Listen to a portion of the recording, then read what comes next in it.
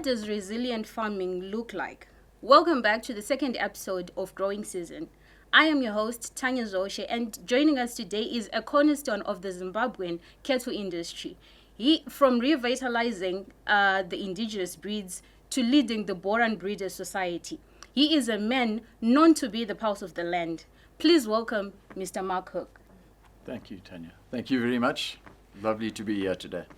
Also joining us is my host, Dirk. Tanya, how are you? I'm good. How are you, Dirk? Good. Had a good week. Mark, welcome to the show. Thank you very much, Dirk. Part of the indigenous herd, and as we grow the herd in Zimbabwe, is to make sure that we can sustain those and we can develop them.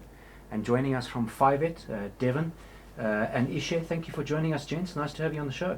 Thank you for having us, guys. Thank you. Mark, coming to you, can you please tell us about yourself and your role at ADMA? My name is Mark Hook, as you know. We're farming in Matorishanga. We've been breeding stud cattle since 1993, and we breed 3 different breeds, Boron, Beefmaster, and Nkoni. I've been breeding an indigenous breed in Nkoni for 6 years, and we're very excited about the breed. I think one of the main assets is they just don't die. We've had our least losses with this breed as opposed to any of the other breeds. So that's who I am. My involvement with ADMA, when ADMA first started at the polo ground, we tried to get livestock involved at the ADMA show. Unfortunately, we only had livestock there for 2 years, and then for about the next 7 or 8 years, there was no livestock shown at the ADMA show. The ADMA committee have always wanted livestock at their show. So when they moved to Art Farm, we got involved, and ADMA built some very, very good handling facilities for us, and an auction ring. And last year they added on a small stock, which is dorpers and goats. So they put on a small stock pens, and we really wanted to highlight our attributes of all of our Zimbabwe breeds. Mashona, Tuli, and Nkoni. So we got together with ADMA, and they've been very open arms and help us keep our indigenous breeds in Zimbabwe at the forefront. So basically it's an indigenous breed sale, and we're very, very thankful to ADMA and now our partners Fivet. Mark, why? You talk about indigenous breeds. I mean, for you, this would be a silly question. Name me 2 non-indigenous breeds that we have in Zimbabwe. We basically got Brahman Beefmasters are non-indigenous. There were Charolais. There are a few Herefords left around. Santa Gertrudis. Why is it so important? We're going to get to Devan, Isheunesu. I know they're champing at the bit to give their input. Yeah. Why is it so important to have indigenous breeds as opposed to continuing with Brahmins and the Herefords and all that kind of stuff? Dirk, if I can just go back a bit in history, okay? When the country was exporting beef into Loma and that, and we had our beef quotas, we had all those imported breeds. I'm going to call them imported breeds, because we wanted a bigger beef carcass.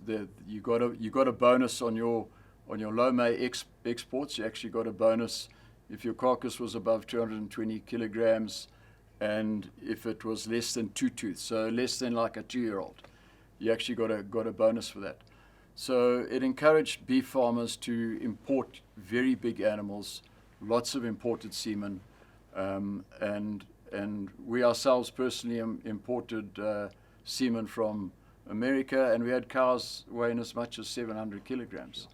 But we had quite a good support base where we had a lot of Rhodes grass hay, maize stover, maize and maize silage and stuff like that. But since the land reform, there's obviously been a change in the whole farming management, and with the change in the farming management, now we've had to go to a hardier, more adapted animal. Those bigger breeds just did not last. They were actually unsustainable. It's just that we got the Loma bonus, which made it sustainable. But for the long term, that production system was unsustainable. Let's bring Ish in on that scenario. Ish spends a lot of time. Dev, we'll get to you a little bit later on the products that Fivet supply.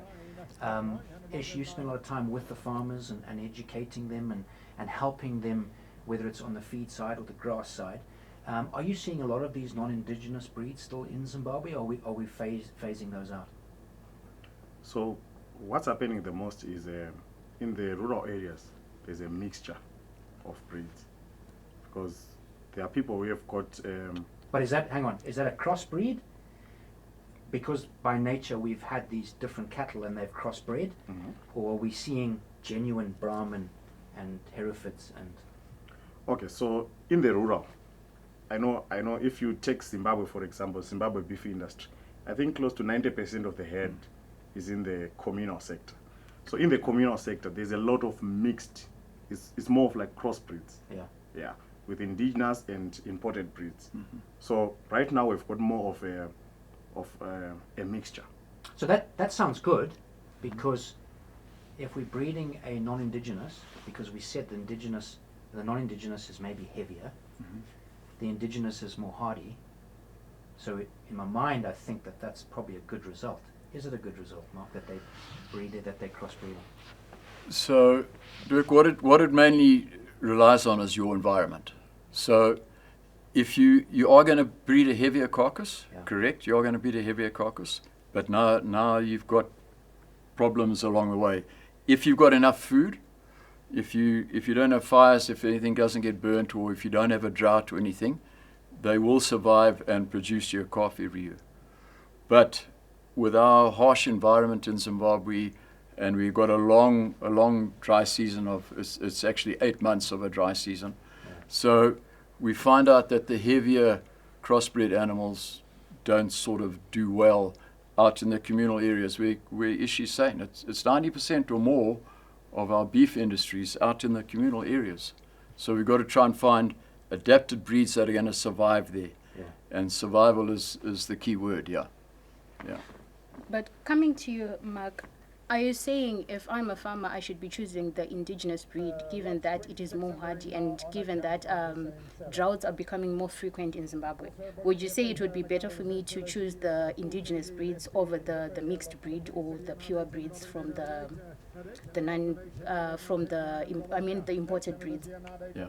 So what we've seen in the whole of north of us, north of the Zambezi, Tanzania, Kenya, Zambia, everything, there are very few of the imported breeds. So survival in a calf a year is your biggest profit driver in any beef industry.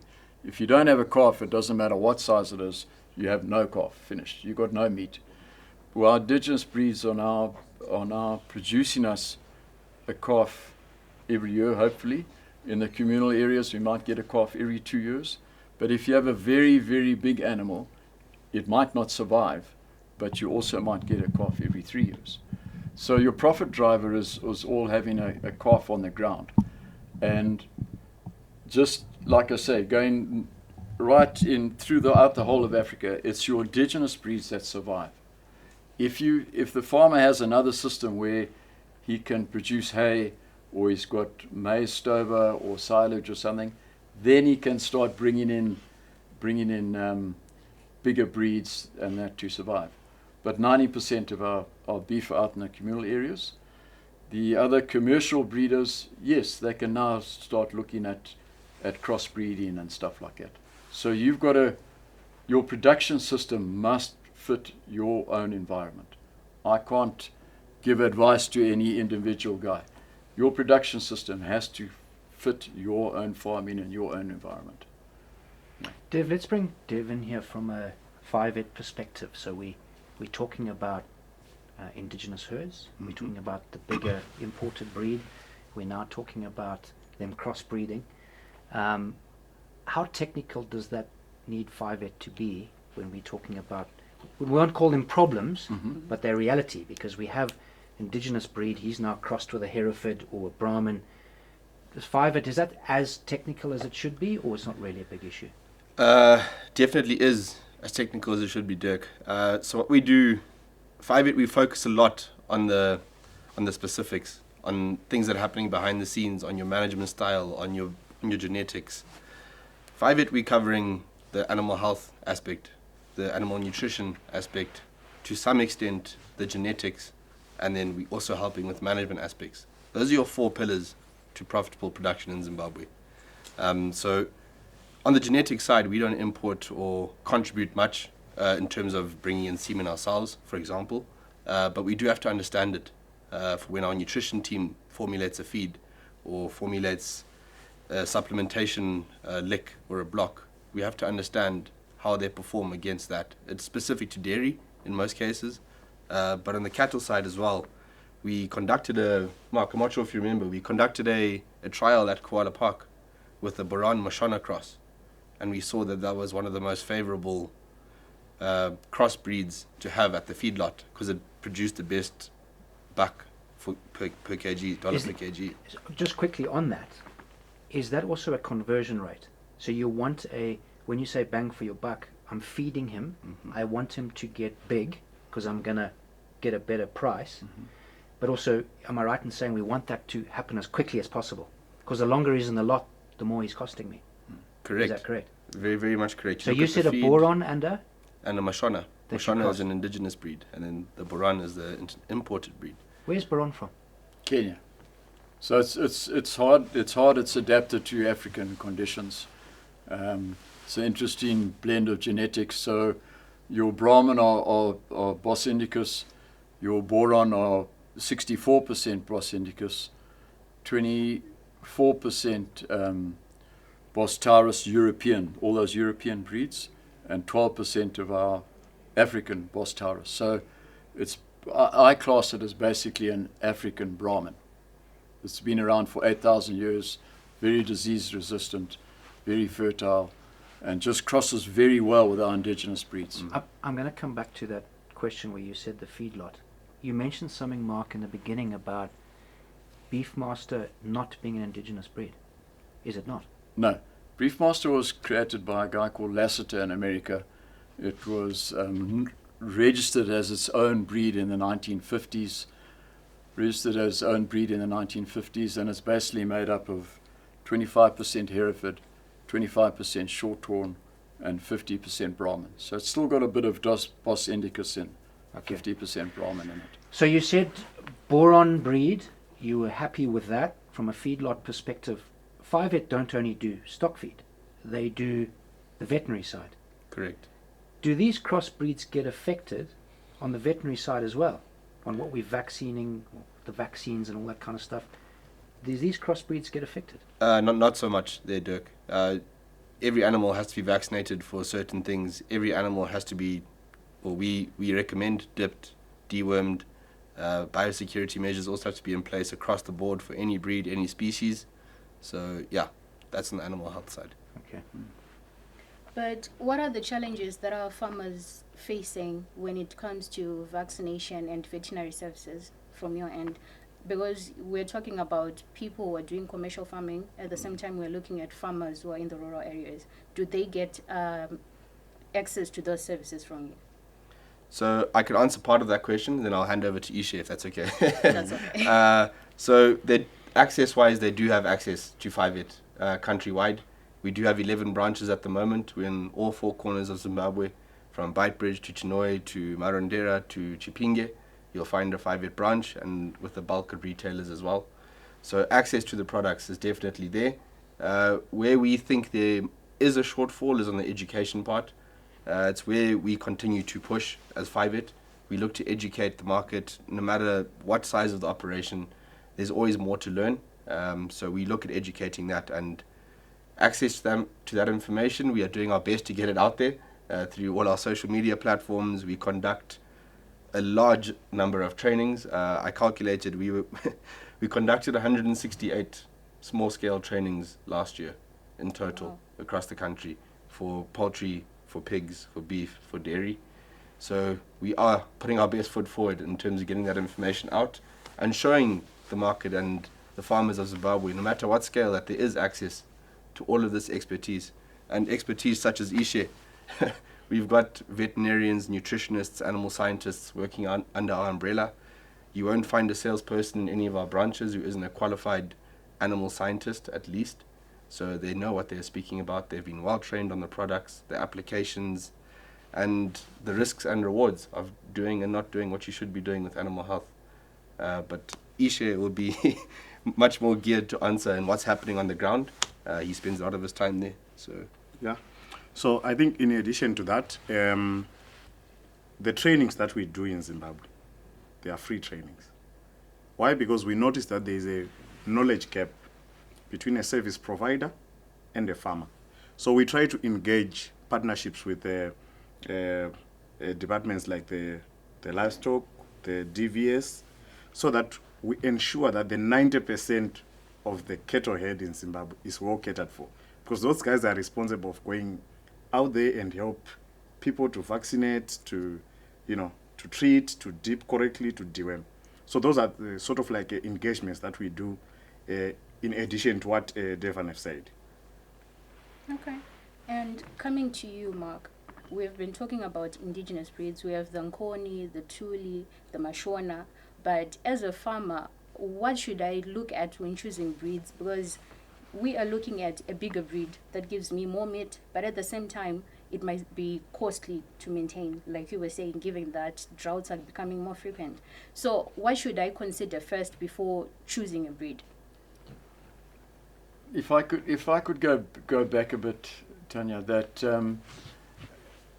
as I say, there's a huge amount of research has been done, and I'll come back to the indigenous breed. But a huge amount of research has been done, long-term research. There's one that's just come out from America.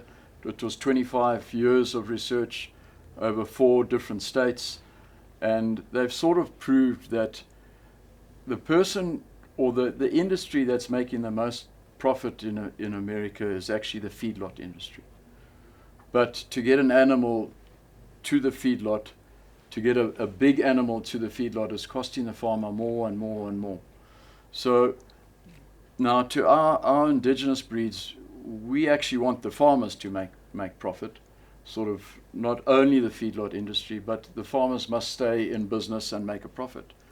And the 25 years of research over thousands and thousands and thousands of animals has shown that a large animal to the farmer is not making him a profit.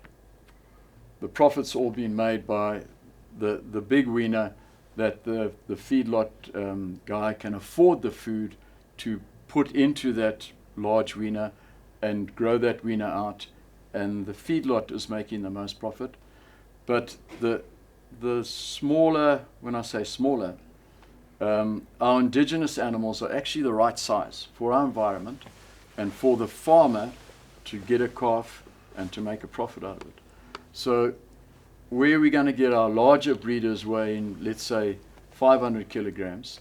Our locally adapted indigenous breeds, the Mashonas, the smallest of the 3, then the Nkronis in the middle, and then the Ntulis the largest. So the farmer can look at his environment and his system. Do I have a feedlot? Do I have pastures? Can I make silage? He can look at his own individual system and decide, right, I cannot have a large animal on my farm because I don't have enough grass, or I don't have maize or something like that. And then I would advise him to sort of pick one of the smaller breeds. It also depends. In Zimbabwe, you hear people talk about sour grass and sweet veld grass. Sour grass is where we get more rain in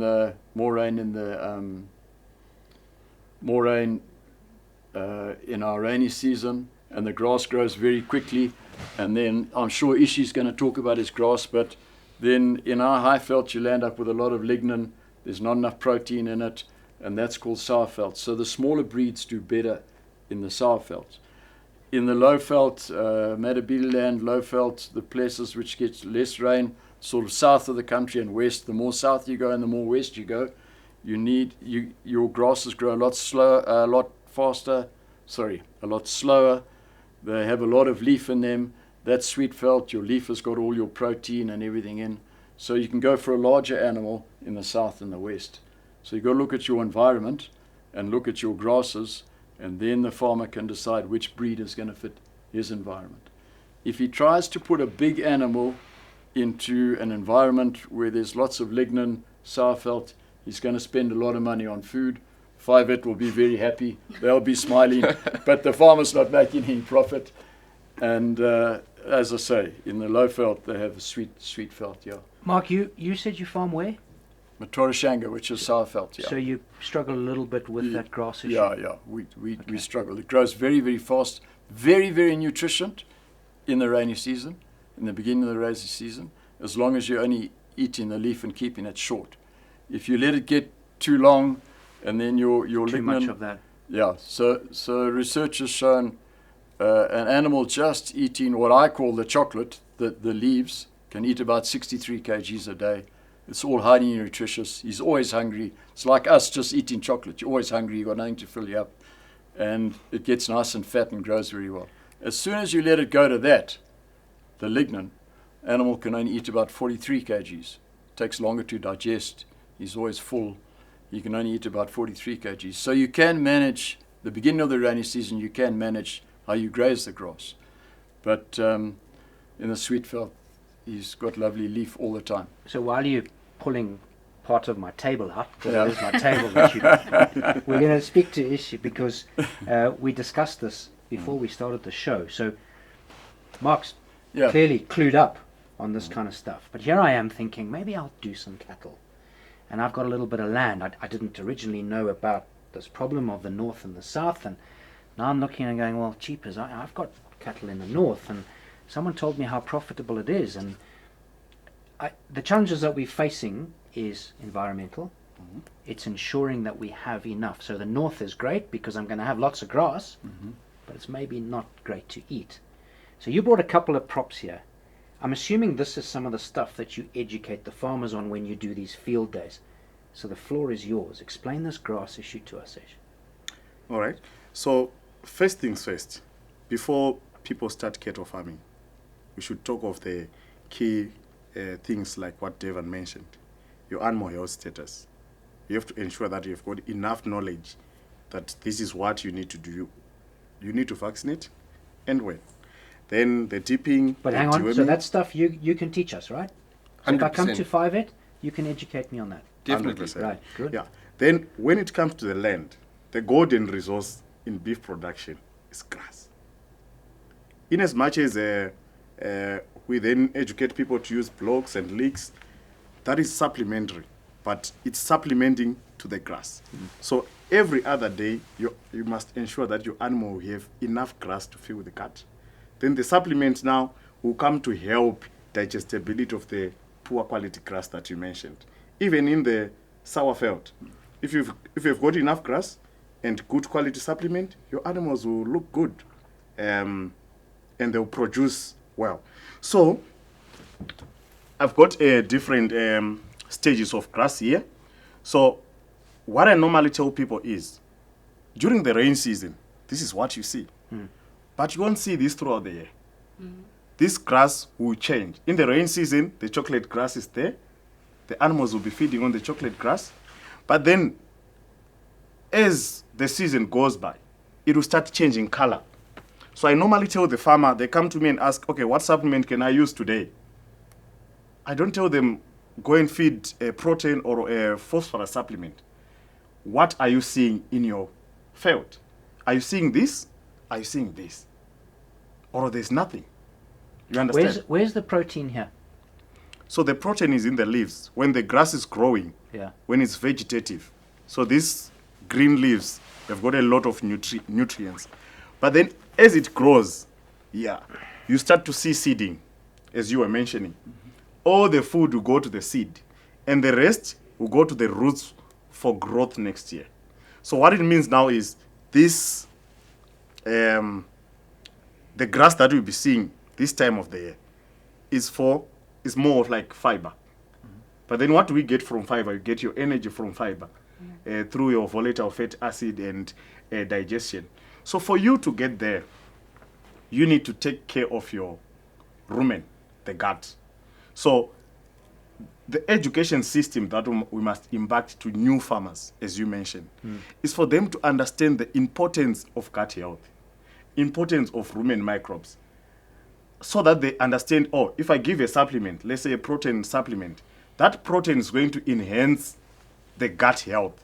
When they enhance the gut health, the gut will be able to digest poor quality roughage. So this is ideally what we want all the beef farmers, all the new farmers coming into this game to understand. So when they understand that, what are the merits to understanding all this? You know which supplements to use. Then when you use your supplements, now you are guaranteed of a cow per year. And additionally, you were talking about feedlot. So I normally refer to the communal area. Why? Because the farming systems there is not equivalent to the one which is done in the commercial sector. You find a herd with 20 cattle, 12 steers, 5 cows, and the calves. That is not balanced. What you need as a farmer is a cow, a productive cow, which will give you a calf every year. That's where profit is. If you keep a lot of steers, in Shona they call them madonza, you're not going to get milk or a cow from a male animal. You have to fatten those animals out. Then you keep productive animals. So I'm fattening the steer and I'm selling him off. That's what I'm selling as meat. But Dirk, you're also making more room for more females. Okay. So now you've got more grazing, which now you can get more cows. So your whole business starts to go forward. Yeah, your whole business starts to go forward now. Yeah, because if you Tanya, why are you smiling? I think Tanya wants to go into the direction. She's excited. Look at her. Yeah, it looks like she wants to He's a start. good salesman, eh? Yeah, so one thing that I noticed, if we get the money, we go and buy animals on the same size of land. The land is not growing, but the number is growing. So what it means, Mark, we have overgrazing over the years. And what you see on overgrazed land, if the land is poor, the type of grass that is growing right now in your area is more of like the sporobolas, the thatch grass. Yeah. But then if your soil is poor, you start to see the sporobolas coming out.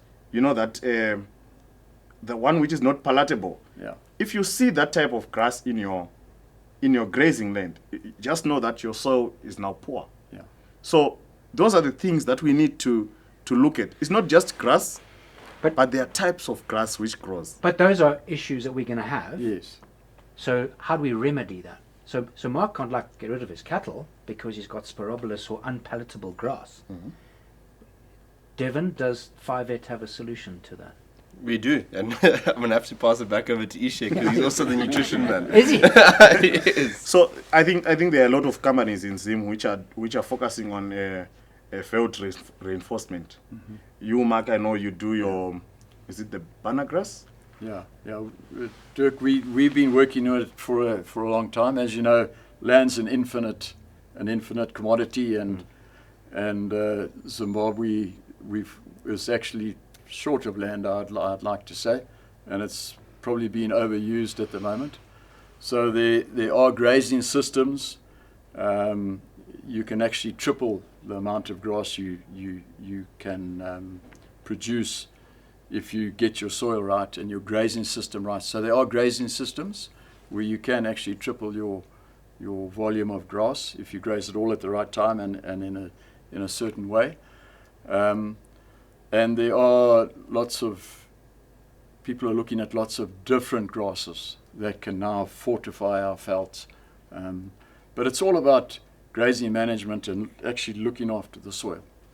And trying to stop our man-made droughts. I call them man-made droughts. With our soft veld, there's lots and lots of grass. Unfortunately, it all gets burnt every year.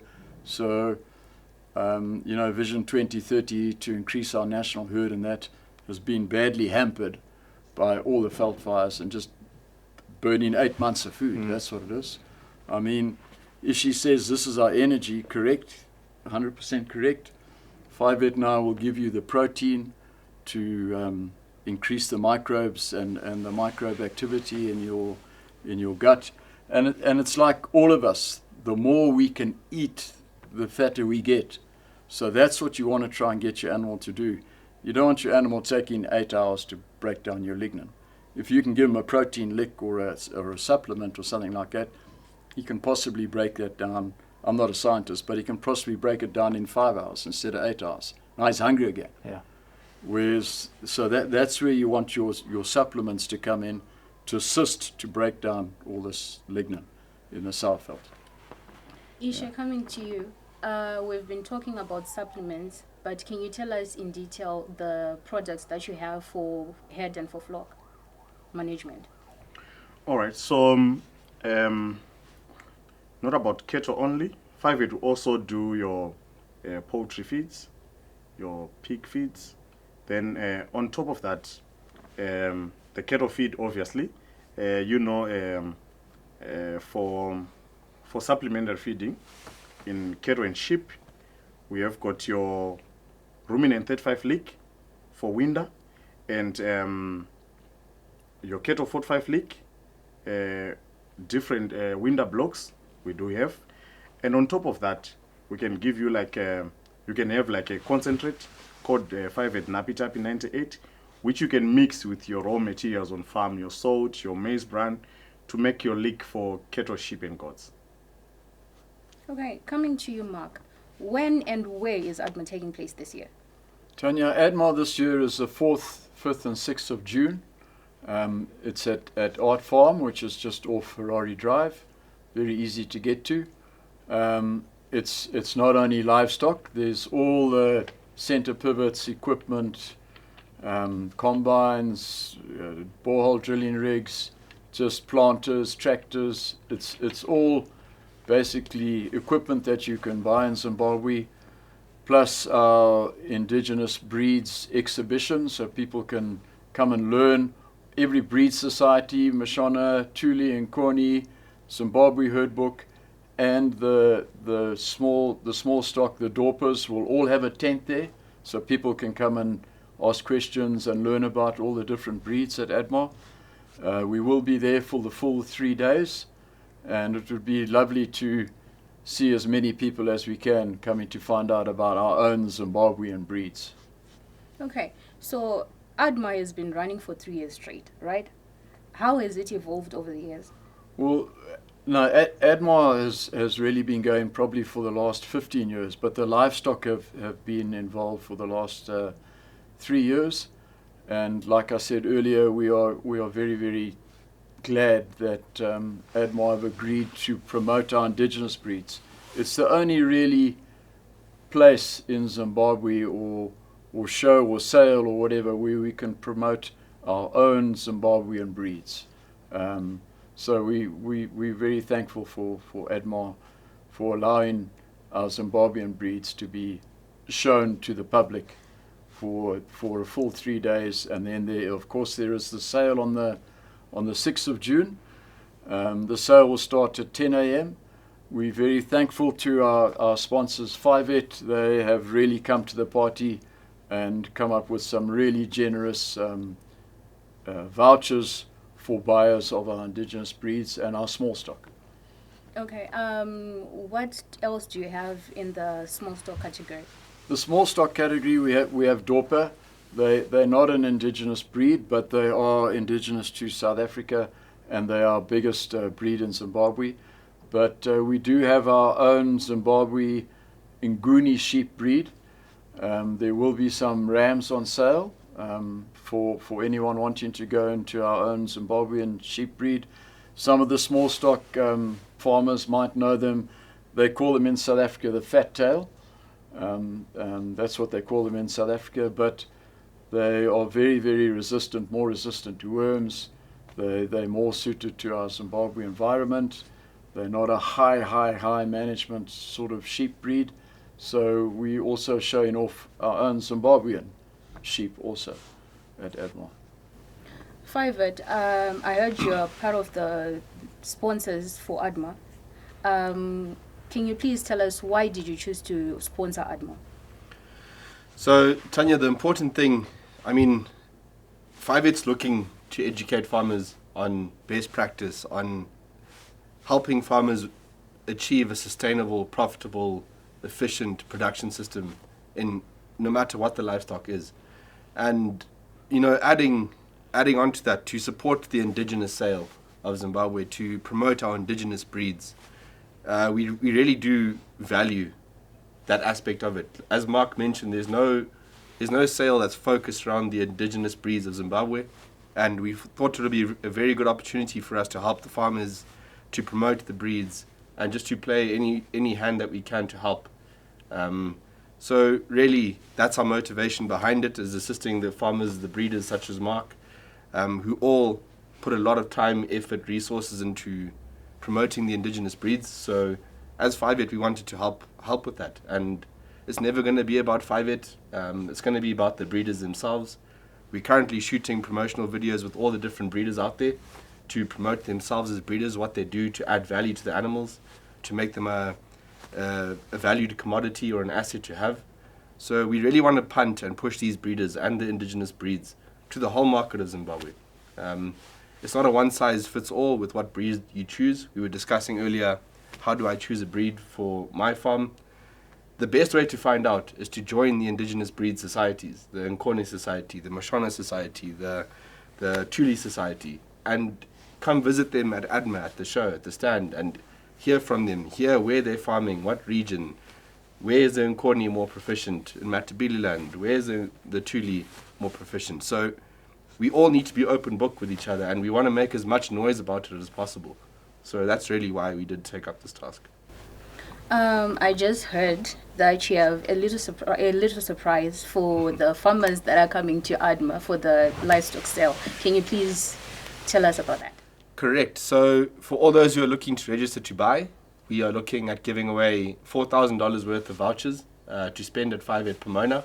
It's our new branch and head office, which is also based off Ferrari Drive. So what we will be doing is one random successful buyer for each breed will be winning $1,000 each to come and spend at Fivet Pomona. Dirk, are you attending? Well, I might go and see Ish. I've got a bit more to learn about this cattle stuff, man. But guys, it's been really great to learn, and well done to Fivet for your involvement in what we're trying to build. And I know, Mark, that when I say this is all due respect, you've been around for a long time, and your knowledge that you have to try and get that breed back up. We were lucky enough to breed in our days. Yeah. And it would be great to see that herd develop again, because Tanya and I are about to go into cattle production one Yes, day. definitely. All the best. Thank you. I find a sarcastic laugh there. I'm going to go to Fivet. I'm not going to see Devan. I'm going to see Isheunesu. You've got it. Yeah. Well, that was it for our episode today. We're joined by Mark, Devan, and Ishe, who were educating us about ADMA, about cattle, the different cattle breeds that we have, about our indigenous cattle, what we should be looking at as a farmer when choosing a breed, and all the other issues that we need to be focusing on, especially when it comes to feeding, because it doesn't only take a breed for you to be successful in cattle farming, but it also takes how you feed the breed, how you nurture it, and the conditions that are on your farm. That is it for today. Join us next time.